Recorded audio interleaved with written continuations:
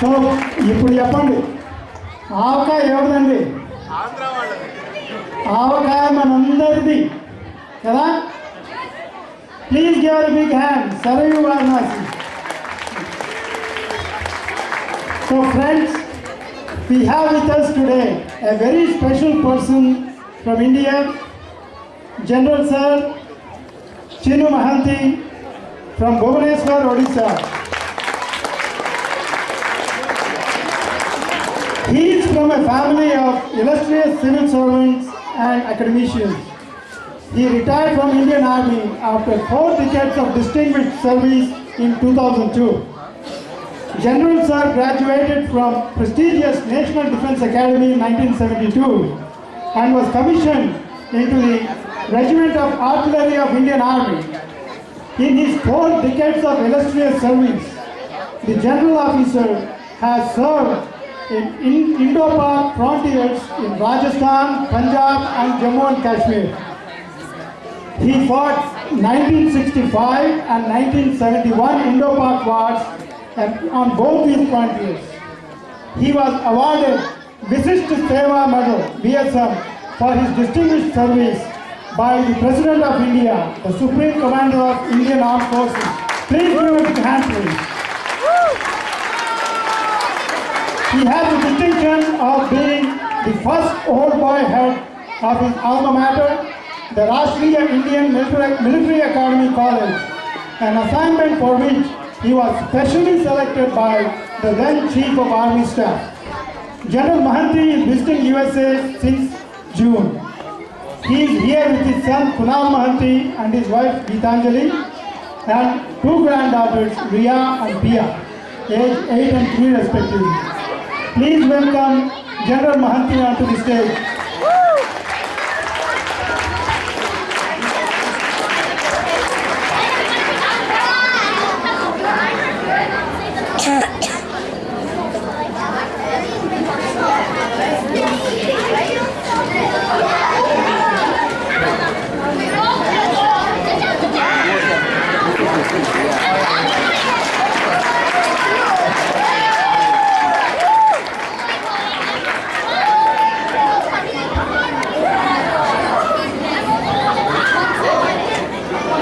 Namaskar. Let me first greet you with the traditional Indian greeting of Namaskar. And since you are all, or most of you are from Andhra Pradesh, I am privileged to greet you thus. I wish really I could speak Telugu, though I come from the neighboring state, Odisha. So kunchum chepustanu. Well, that's all I know. If you ask me any more questions thereafter, I will have to refuse and ask Murli to rescue me. Let me hereafter greet you all with the traditional soldier's greeting of saluting you. And finally, greet you all since you are all international people. Good evening, everyone.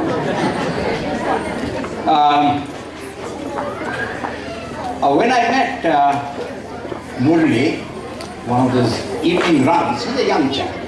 He's a young gentleman and he was running and all, and I said, my God, he looks like an Indian. And anybody who looks like an Indian, he may be a Pakistani, he may be Sinhalese, anybody from Southeast Asia, I greet him first. Not because of any other reason of great patriotism or anything like that, but he is one of us. It doesn't matter he is, yeah, it doesn't matter if he is from the other countries. And you are all here as friends. Though we may be having differences, we may be in adversarial relationship with Pakistan and with China or others, but for you all it's one and the same. And maintain. Well, I was asked, told me that you come and then speak to you all about something. I don't normally give lectures. I chat. we traditionally in India, we do gossip. So that's it. You might say that gossiping is what women are famous for. But no, let me tell you, it's the men folk who gossip more than the women, because women at home are so busy with their chores that they don't get time to gossip. But I do that. I do. But then he told me that I must share some experiences.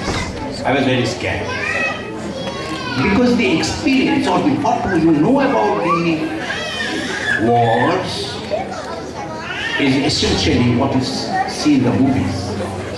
Rajinikanth, great hero,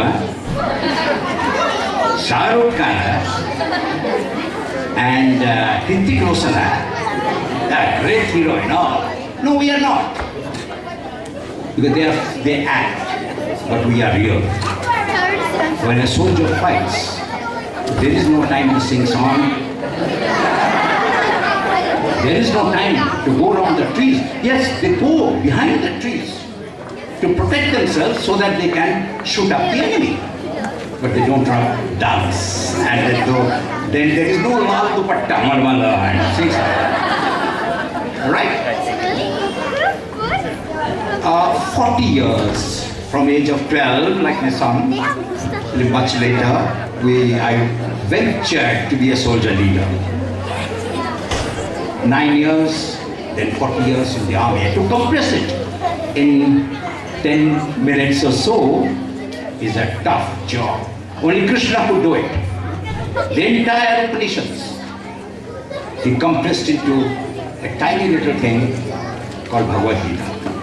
I'm sorry. Don't you only think about Gita? I know is my daughter-in-law, her name is Gitanjali. And that is all that I know of. I'm sorry. But however, I shall. But before I go on to tell you my experiences in the combat situation, let me tell you that you need to know, the whole country needs to know, and you will need to know, though you are, maybe some of you or most of you, citizens of United States of America now, you need to know what your army is. The most important aspect of your army is to know that the Indian Army is committed completely to democracy. Whatever it may be, democracy is better than any autocracy. And my belief and saying is that the worst democracy is better than the best autocracy. And we, in the Indian Army, we believe with our heart and our soul. That is why there have been examples in our neighborhood, though we have had the same origin, same genesis, to have gone the way of autocracy, military dictatorship, which is the worst. Not Indian. So that's one point you need to know. Second, Indian Army is totally apolitical. It doesn't matter which party is in the governance. To us, what matters, I'll tell you a little later. And the third quality of the Indian Army is, it is completely secular. We do not go to battle ever saying our soldiers that they are not Hindus. We just say that we have to do our duty for our nation, for our people. It doesn't matter who they are. If they have an evil eye on your nation, and nation is people, nation is not geography, your homes, your families, your brothers and sisters, then we shall destroy them. And we shall combat and we shall fight. And that's the essence of the army. These are the three great qualities of Indian Army, and that is why Indian Army continues to be extremely professional. Ever since we have become independent in 1947 till date, till now, the army is in a constant state of combat of various stages. Low intensity, mid intensity, or actual combat, which is high intensity. And I have participated in 2 high intensity wars, 1965 and 1971.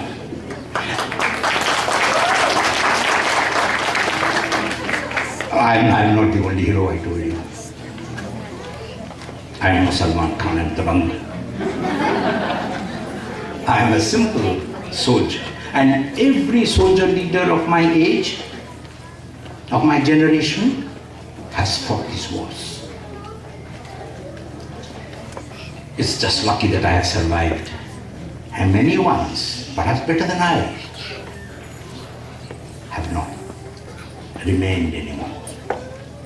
They have laid down their life for their country, for us, so that we can sleep well at night, so that our children can grow up to be better citizens, better human beings than us.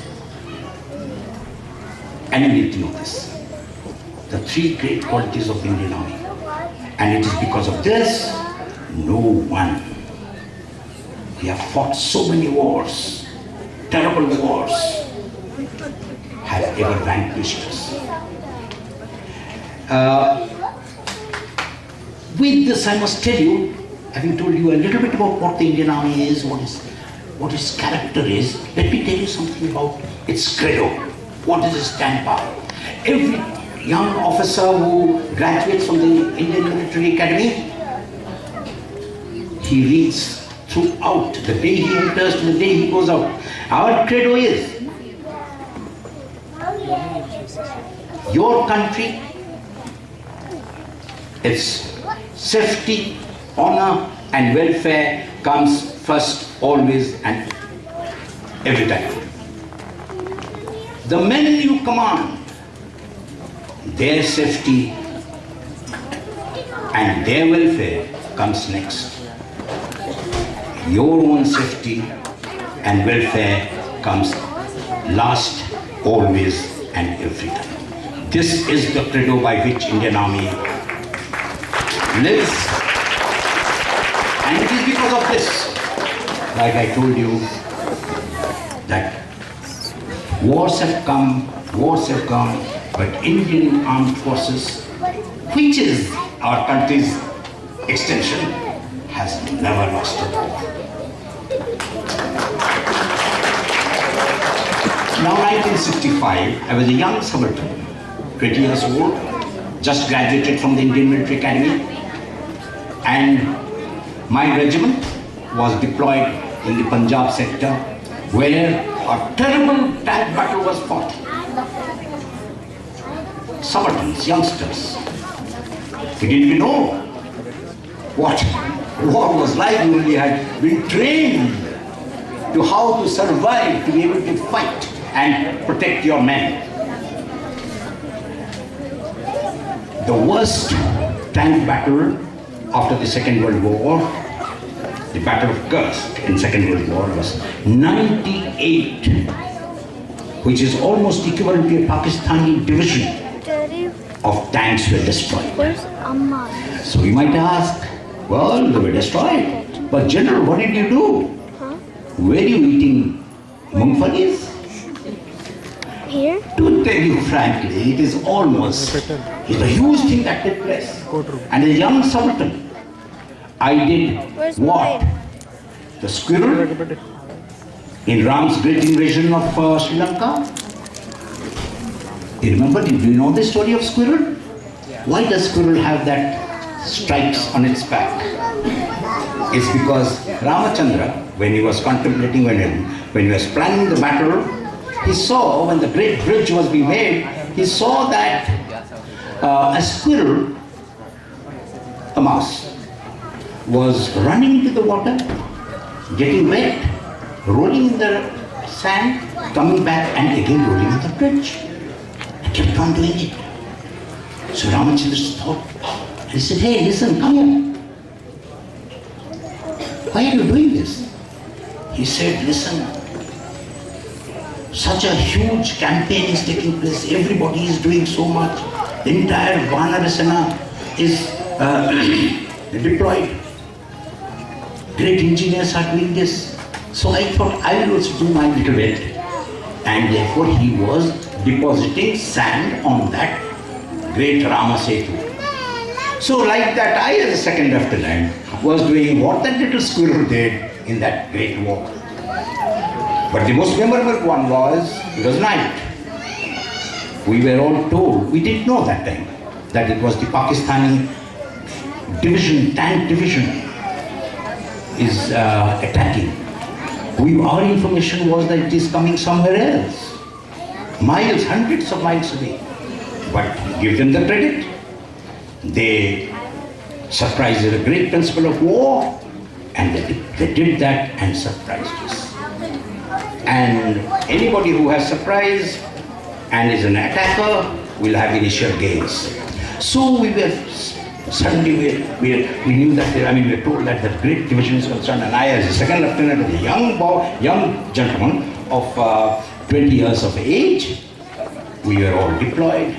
And we were as it is deployed. And a huge, and I'm an artillery man, so we used to fire whole night, without sleeping, guns were blazing.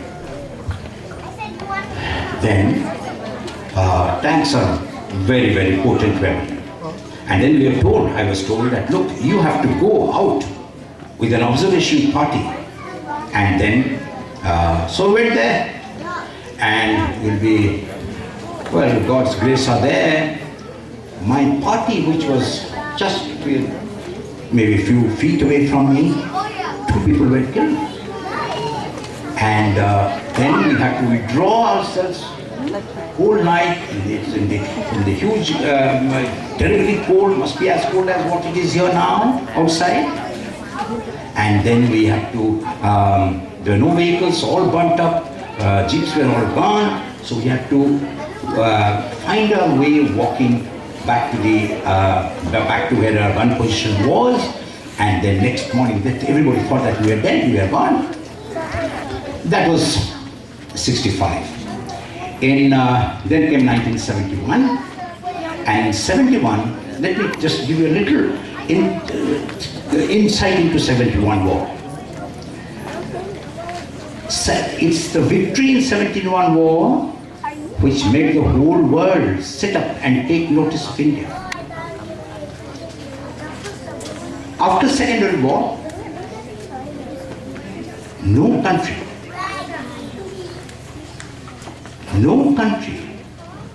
and no army had created through war another country, Bangladesh. No one. Second, no army had decisively defeated an enemy army as the Indian Army did. When I'm talking of the army, I mean Army, Navy and the Air Force did. 1,100,000 prisoners of war were taken. And third is that after prisoners of war were taken and then interned in our own country, when peace was brokered, we unconditionally returned all the prisoners. Because only Nyaya Yuddha wins. The campaign in Lanka, the great Mahabharata war, was war of principles, war for Nyaya. And it is one of the military beliefs that war in which there is no moral will never be victory. There have been in this country's history too. There have been wars, they have never been victorious. They have fought very hard, very ferociously. Because perhaps that Nyaya, the cause, was not correct. So, in 71, the third important factor was that it proved that a war of Nyaya, war of Niti, war of principles will be victorious. Not war of religion. Not war for acquisition of territory, but war of Nyaya. These are the three major aspects that at the highest level it happened in 71. In that war, I was a young captain then. Well, I was 26, 27 years old, and we fought that in one of the terrible areas called Battle of Basanta in Punjab and J&K. Well, again, I was in the rocket artillery. We had just come from USSR, and terrible fire exchanges. But I must tell you a story about a young lad of 21 years old called Khetrapal, Arun Khetrapal. This lad had come straight. He had not done his higher training. Was straight into the battle, and he had 3 tanks. And battled that Basanta is a river, dry river in winter, and tank brigade of Pakistan was infiltrating through that, and this young lad with only 3 tanks defended that and made such heavy casualties with his 3 tanks on those terrible tanks that they had to retreat and go away, and in the process our country was saved. Finally, I would like to, well, if there was more time, it could have gone on, and then all the little kids would have gone to sleep thinking that the grandpa is telling them sleep-time stories. Right? But I must mention to you, I thank you all for asking me over and making me see what I can't see all of you, but most of you I see. Tell me one thing. Yep, I see you there, son. I see you, yep. How many of you are 30 and 20 and below, 25 and below? Can you please raise your hand? Okay. Close your fist. What do you think is inside this? Ear. Like my grandchild, 30 years, she's an ear. So it's ear. What else? Anybody else? One more guess? Yes. Okay. It's your future. Only your future in your fist. Nobody else can make it. Not your papas, not your mamas, not your teachers. No one, only you can do it. They can only help you. But do, my children, do, my young friends, you have to do it. In India, whenever I go and talk, I talk to only young people. You know why? The old chaps, they think like me. I also think when somebody old speaks to me, okay, but the young ones, not because they don't think that I'm also okay, but I talk to them, I be with them, I love to be with them, spend time with them for selfish reason of getting energized. I'm an old man, my energy is depleting, but when I see the little ones, when I see the young men, I said, yeah!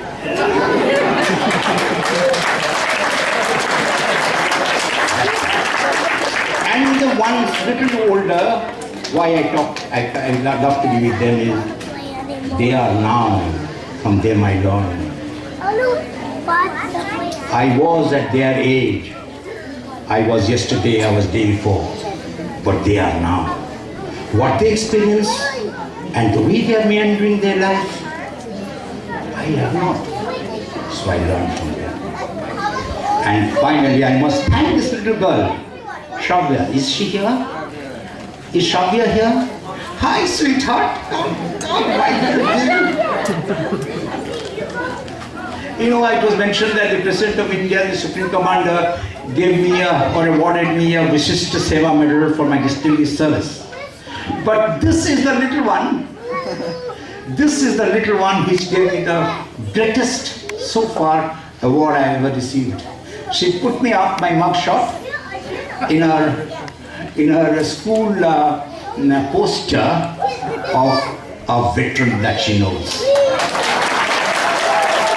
But let me tell you, I will carry with pride and frame that and keep that in my wall at home, saying that this is a greater veteran or warrior, a woman warrior that I know.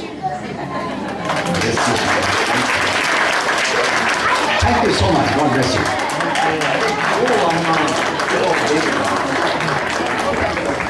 Hello. I think every one of us actually get up. Hold your fist together.